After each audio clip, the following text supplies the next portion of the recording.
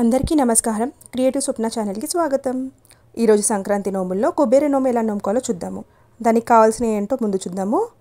13 చెంబులు, 13 ముత్యాలు, 13 పగడాలు, 13 రూపాయి బిళ్ళలు, ఇంకా ఎర్రని బట్ట.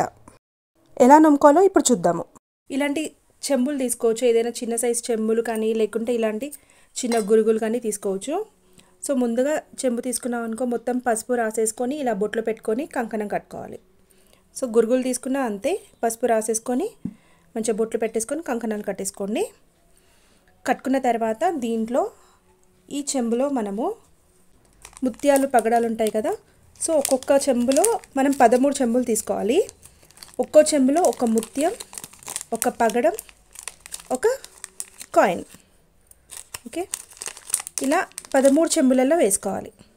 ఓకే, ఒక ముత్యం, ఒక పగడం, ఒక కాయిన్, ఇవి చెంబులో వేసుకోవాలి.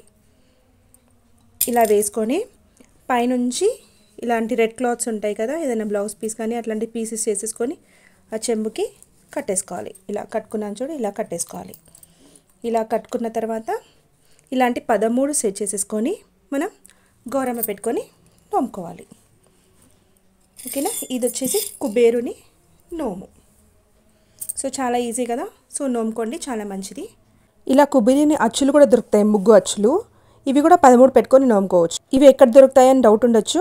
నేను ఇక్కడ కాంటాక్ట్ నెంబర్ ఇస్తున్నాను, ధనలక్ష్మి గారి నెంబరు, మంచిర్యాలలో ఉంటారు. వాళ్ళ దగ్గర అన్ని రకాల నోములు దొరుకుతాయి. కావాలంటే మీరు వాళ్ళని కాంటాక్ట్ అవ్వచ్చు. ఈ వీడియో కనుక నచ్చినట్టయితే లైక్ చేయండి, మా ఛానల్ని సబ్స్క్రైబ్ చేయండి, అండ్ ఈ వీడియోని అందరికీ షేర్ చేయండి. మరో నోముతో మీ ముందుంటాను.